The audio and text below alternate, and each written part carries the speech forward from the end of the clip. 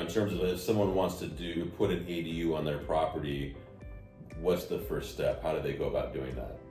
So we try to make it kind of simple for them. The first thing they need to do is just call us or text us or email us, whatever they want to do. They let us know what their address is.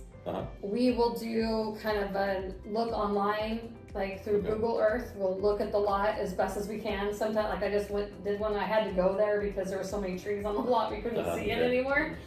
But basically we do an assessment, we'll do a basic drawing of the site plan and kind of figure out how much we think we can do, like if we have access to the backyard, because typically everybody puts them in the backyard, how much width we have, what we can fit based on the setbacks for this certain area.